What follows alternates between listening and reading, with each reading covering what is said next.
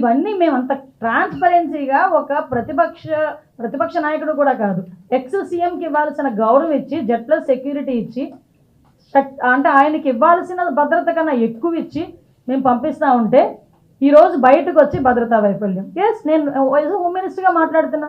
ఒకసారి భద్రతా వైఫల్యం అని మీరు మాట్లాడుతున్నారు, నేను చర్చకు సిద్ధంగా ఉన్నా. ఏ రకంగా భద్రతా వైఫల్యం అయిందో మీరు అక్కడికి వెళ్ళి ఎలా మాట్లాడుతున్నాడంటే జగన్మోహన్ రెడ్డి పోలీసులు బట్టలు ఊడదీస్తాం. నిజంగా దమ్మున్నవాడు ఎస్ఐ బయటకు వచ్చి, ఎస్ఐలు అదేవిధంగా మహిళా పోలీసులు కూడా బయటకు వచ్చి ఏ రకంగా మాట్లాడుతున్నారు అని ఒక ఎక్స్ సీఎంని నిలదీసే పరిస్థితి వచ్చిందంటే సిగ్గుపడాలి ఈరోజు జగన్మోహన్ రెడ్డి. ఎందుకు ఇలా మాట్లాడేనా అని సిగ్గుపడాలి. నిజంగానే అనిపించింది. ఒక పోలీస్ కాకి చొక్కా ఒంటి మీదకి రావాలంటే ఏదో బయటికి వెళ్ళి CMRలోనో లేకపోతే ఎక్కడో లక్కీ షాపింగ్ మాల్కో లేకపోతే ఇంకో షాపింగ్ మాల్కో వెళ్ళి కొనేసి తెచ్చుకున్నంత ఈజీ కాదు కాకి చొక్కా మీద పడ్డం అంటే. ఆ కాకి చొక్కా పోలీస్ కానిస్టేబుల్ దగ్గర నుంచి IPS వరకు కాకి చొక్కా ఒంటి మీద పడాలంటే ఎగ్జామ్స్ రాసుకొని రన్నింగ్లు పాస్ అయ్యి వాళ్ళు బాడీ ఫిజికల్ ఫిట్నెస్కి వాళ్ళు పాస్ అయ్యి అదేవిధంగా ఇంటర్వ్యూలకి అటెండ్ అయ్యి కఠోరమైన శ్రమ చేస్తే తప్ప ఆ పోలీస్ చొక్కా ఒంటి మీదకి రాదు, ఆ కాకి చొక్కా ఒంటి మీదకి రాదు. అటువంటి కాకి చొక్కా నేను ఓడదీస్తాడట. అది కూడా ఒక ఎక్స్ సీఎం మాట్లాడే భాష ఏమిటో నాకు ఒక అర్థం కావట్లే. అందులో ఆడవాళ్ళు ఉన్నారు. అనంతపురం SP ఒక లేడీ, అనంతపురం DIG ఒక లేడీ, అక్కడ చాలామంది లేడీ పోలీస్ కానిస్టేబుల్స్ ఉన్నారు, లేడీ SIs ఉన్నారు. అలాంటి వాళ్ళ గురించి బట్టలు ఊడదీస్తాం అలాగే ఇలాగా మాట్లాడుతూ ఉంటే సిగ్గనిపించట్లేదా? సంస్కారమేనా అది? కనీసం ఒక సంస్కారంతో కూడిన మాట ఒక ఎక్స్ సీఎంగా మాట్లాడాలి అన్న ఇంగిత జ్ఞానం లేకుండా ఎక్కడికి వచ్చి మాట్లాడుతున్నాడు ఇది? ఒక విక్టిమ్ హౌస్ దగ్గరకు వచ్చి మాట్లాడే పరిస్థితులు. ఎవరి గురించి వెనకేసుకొస్తున్నాడు?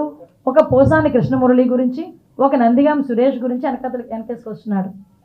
లా అండ్ ఆర్డర్ ఈ స్థాయిలో దిగజారిపోయింది అని చెప్పి నోరు మెదిపాడు అని అంటే, నోట్లో నుంచి మాటలు వచ్చాయి అని అంటే ఆశ్చర్యం కలిగించే ఘటన. మాట్లాడతాడు కానీ ఒక దళిత హోమ్ మినిస్టర్ మీదకి మాత్రమే ఆపేస్తాడు. అసలు లా అండ్ ఆర్డర్ అనేది ఎవరి సబ్జెక్టు? డైరెక్ట్గా ముఖ్యమంత్రి సబ్జెక్ట్ కాదా law and order? Law and order fail అయితే ప్రశ్నించాల్సిందని ఎవరిని? చంద్రబాబు నాయుడు కాదా ప్రశ్నించాల్సిందే? చంద్రబాబును ప్రశ్నించే ధైర్యం లేదు. పాపం ఏమైతే దళితురాలు అమ్మాయి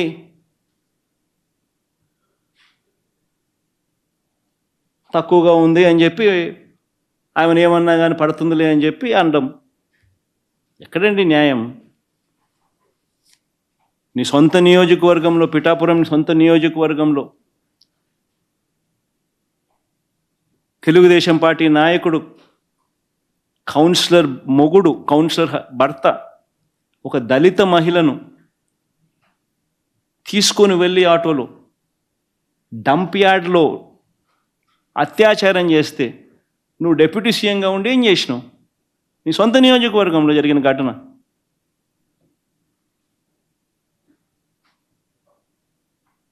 చంద్రబాబు నాయుడు ప్రశ్నించే ధైర్యం లేదు, చంద్రబాబు నాయుడు వ్యతిరేకంగా మాట్లాడే ధైర్యం అంతకన్నా లేదు. తోలు తీస్తానంటాడు, ఇంకేమనంటే ఇంకేదో అంటాడు, డైలాగులు, సినిమా డైలాగులు కొట్టమంటే మాత్రం కొడుతుంటాడు.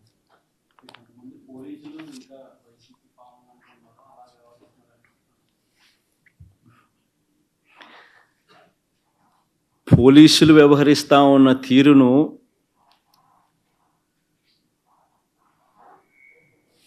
న్యాయం, ధర్మం అనే పిల్లర్స్ మధ్య పోలీసులు వ్యవహరించాలి. అన్ఫార్చునేట్గా కొంతమంది పోలీసులు బాగా పనిచేస్తూ ఉంటే చంద్రబాబు నాయుడు చెప్తా ఉన్న అన్యాయాలకు, అక్రమాలకు, ఇల్లీగల్ డిటెన్షన్లకు వాళ్ళు తల ఒగ్గకపోతే వాళ్ళు బాగా చేయడం లేదు అని చెప్పి వాళ్ళ మీద బ్రాండింగ్ చేస్తారు.